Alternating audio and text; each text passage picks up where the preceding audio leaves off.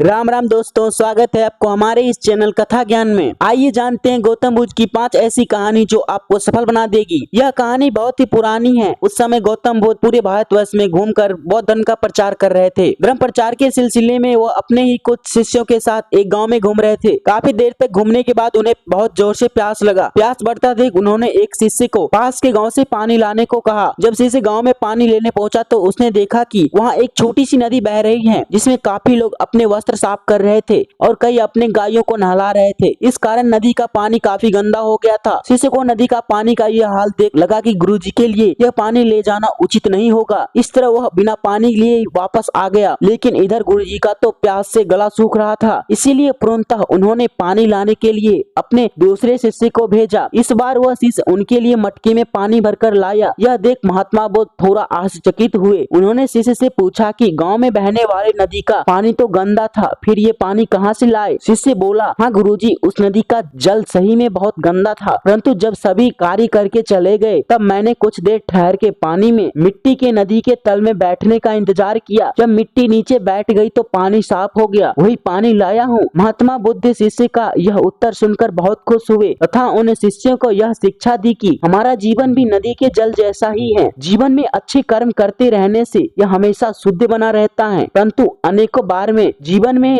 ऐसे भी क्षण आते हैं जब हमारा जीवन दुख और समस्याओं से घिर जाता है। ऐसी अवस्था में जीवन समान यह पानी जैसा हो जाता है। मित्रों, इसीलिए हमें जीवन में दुख और बुराइयों को देखकर अपना साहस नहीं खोना चाहिए और धैर्य रखना चाहिए। गंदगी समान इस समस्या को धीरे धीरे ही खत्म करनी चाहिए। एक समय की बात है, भगवान बुद्ध एक नगर में घूम रहे थे। उस नगर के आम नागरिकों के मन में बुद्ध के विरोधियों ने यह बात बैठा दी कि वह एक ढोंगी है और हमारे धर्म के भ्रष्ट कर रहा है। इस वजह से वहाँ के लोग उन्हें अपना दुश्मन मानते थे। जब नगर में लोगों ने बुद्ध को देखा तो उन्हें भला बुरा कहने लगे और बदुआएं देने लगे। गौतम बुद्ध नगर के लोगों को उल्हाने, शांति से बिना बोलने सुनते रहने, लेकिन जब नगर के लोग उन्हें बोलते बोलते थक गए तो महात्मा बुद्ध बोले, क्षमा चाहता हूँ, लेकिन अगर आप लोग की बातें खत्म हो गई तो मैं यहाँ से जाऊँ। भगवान बुद्ध की यह बात सुन वहाँ के लोग बड़े आश्चर्यचकित हुए। वही खरा एक आदमी बोला, ओ भाई, हम तुम्हारा गुणगान नहीं कर रहे हैं, हम तुम्हें गलतियाँ दे रहे हैं, क्या तुम पर कोई असर नहीं होता? बुद्ध बोला,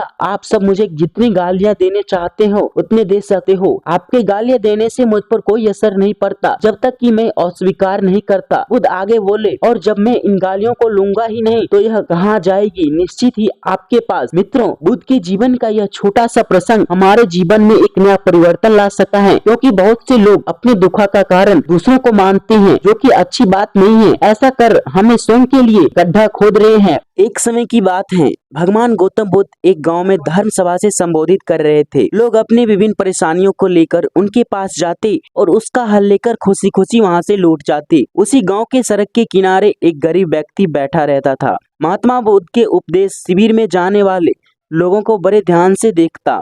उसे बड़ा आश्चर्य होता कि लोग अंदर तो बड़े दुखी चेहरे लेकर जाते हैं, लेकिन जब वापस आते तो बड़े खुशी प्रसन्न दिखाई देते हैं। उस गरीब को लगा कि क्यों ना वह भी अपनी समस्या को भगवान के समक्ष रखे। मन में यह विचार लिए वह भी महात्मा बुद्ध के पास पहुंचा। लोग प्रतिबद्ध होकर खड़े हुए। जब उसकी बारी आई तो सबसे पहले महात्मा बुद्ध को प्रणाम किया और फिर कहा, भगवान, इस गांव में लगभग सभी लोग सुखी और समृद्धि हैं, फिर मैं ही गरीब क्यों हूँ? इस पर उन्होंने मुस्कुराते हुए कहा, तुम गरीब और निर्धन इसलिए हो क्योंकि तुमने आज तक किसी को कुछ दिया ही नहीं। इस पर उस गरीब व्यक्ति बड़ा आश्चर्यचकित हुआ और बोला, भगवान, मेरे पास भला दूसरों को देने के लिए क्या होगा? मेरा तो स्वयं का गुजारा बहुत मुश्किल से हो पाता है। लोगों से भीख मांगकर अपना पेट भरता हूँ। भगवान बुद्ध कुछ देर शांत रहे, फिर बोले, तुम बड़े अज्ञानी हो। औरों के साथ बांटने के लिए ईश्वर ने तुम्हें बहुत कुछ दिया है, मुस्कुराहट दी है जिसे तुम लोगों को आशा का संचार कर सकते हो, मुख दिया है ताकि लोगों से तो मीठी बातें कर सकती हो, उनकी प्रशंसा कर सकती हो, 2 हाथ दिए हैं, लोगों को मदद कर सकते हो। ईश्वर ने जिसको ये 3 चीजें दे दी वह कभी गरीब और निर्धन हो ही नहीं सकता। निर्धनता का विचार आदमी के मन में होता है, यह तो एक भ्रम है, इसे निकाल दो। कभी भी मन में निर्धनता का भाव उत्पन्न न होने दो, गरीबी अपने आप दूर हो जाएगी। भगवान बुद्ध का संदेश सुनकर उस आदमी का चेहरा चमक उठा और उसने उस उपदेश को अपने जीवन में उतारा, जिससे वह फिर कभी दुखी नहीं हुआ। महात्मा बुद्ध के पास सेठ रतनचंद्र दर्शन के लिए आए, साथ में ढेर सारे सामग्री लाए। वहां उपस्थित जनसमूह एक बार तो वाह वाह कर उठा। सेठ रतनचंद्र का सिर तो गर्व से तना जा रहा था।